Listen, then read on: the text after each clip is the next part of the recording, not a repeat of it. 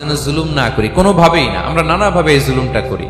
আমরা প্রায় দাদার সম্পত্তি থেকে ফুফুদেরকে বঞ্চিত করি, বাবার সম্পদ থেকে বোনদেরকে বঞ্চিত করি, হ্যাঁ, নিজের ভাই আরেক ভাইকে, আপন ভাই ভাইকে বঞ্চিত করে, জুলুম করে। এরকম দৃশ্যপট আমাদের সমাজে আছে না নাই বলেন তো? কিয়ামতের দিন আল্লাহর সুপ্রিম কোর্টের কাঠগড়ায় হিসেব দিতে হবে। আর এই জালিমদেরকে আল্লাহ তাআলা পছন্দ করেন না। এবং সবচেয়ে ভয়ঙ্কর ব্যাপার হচ্ছে, আপনি যখন কারোর উপর জুলুম করেন, ওই মাজলুম আর আল্লাহর মাঝখানে কোনো ফারাক থাকে না। আল্লাহ ওই ফারাকের পর্দা উঠায় নেয়। বিষ্ণু বলেন, ইত্তাকি দাওয়াতাল মাজলুম, তোমরা মজলুমের বদদোয়াকে ভয় করো, খবরদার। কারণ ফাইন্না লাইসা বাইনাহা ওয়া বাইনাল্লাহি হিজাব, তার আর আল্লাহর মাঝে কোনো পর্দা থাকে না। দোয়া করলেই ওটা আরশে যেয়ে কবুল হয়ে যায়। আল্লাহ তাআলার চারিপাশে অনেক পর্দা আছে। কেউ কেউ বলে 70,000 নূরের পর্দা। 70,000টা সহিহ হাদিস দ্বারা সাব্যস্ত না, কিন্তু অসংখ্য অগণিত পর্দা, এবং পর্দাও এটা নূরের পর্দা। আচ্ছা বলেন তো, জানলা দিয়ে বাইরের আলো ঠেকাতে আমরা দেয়ালে জানালায় কি লাগাই? পর্দা লাগাই। পর্দাটা কিসের তৈরি?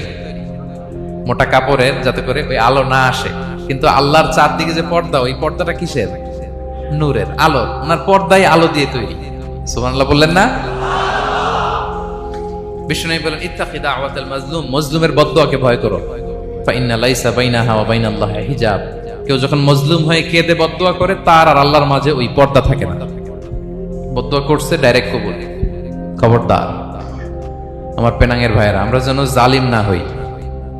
In it's any form, operation in it's any form, যেই কোনো ভাবে, যেই কোনো ক্ষেত্রে, যেই কোনো ধরনের হইতে পারে জুলুম। কাউকে আপনি ছোট্ট কোনো কাজে ঠকালেন, বন্টন নীতিতে ঠকালেন, হ্যাঁ, জমি মেরে দিয়ে ঠকালেন, আমানত মেরে দিয়ে ঠকালেন, ইন ইটস এনি ফর্ম যদি জুলুম করে থাকেন, খবরদার।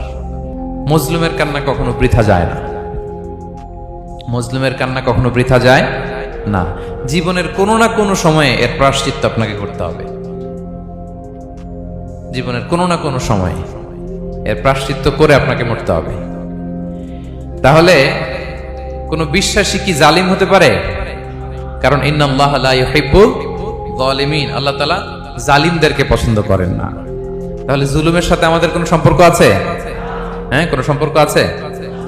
তাহলে দুই শ্রেণীর ব্যক্তির কথা আমরা জানলাম যাদেরকে আল্লাহ পছন্দ করেন না। এক নাম্বার, প্রথমটা কে ছিল?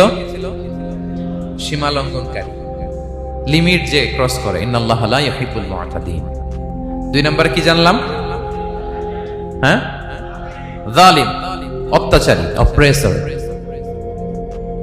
অপ্রেসরকে আল্লাহ তাআলা পছন্দ করে না। তাহলে এই দুইটারে আমরা নো বলে দিলাম আজকের এই কনফারেন্স রুমে। আওয়াজ করে বলেন তো সবাই, নো। এই লিমিট ক্রস আর জুলুম, নো, চলে গেছে, খালাস। এবার তিন নাম্বারে দেখি আল্লাহ কাদেরকে পছন্দ করেন না। তিন নাম্বারে আল্লাহ তাআলা অহংকারী, দাম্ভিক লোককে পছন্দ করেন না। অহংকারী, আমাদের তো অহংকার নাই না? আছে? অহংকার আছে? কিসের অহংকার বলেন? টাকার, আর ক্ষমতার, আর সৌন্দর্যের, আর হ্যাঁ পাওয়ার, সোশ্যাল পাওয়ার। এই যে অহংকার, অহংকারের খাঁচা থেকে মুক্ত রাখো আমাদেরকে তুমি প্রভু হয়ে। পড়েন আমিন।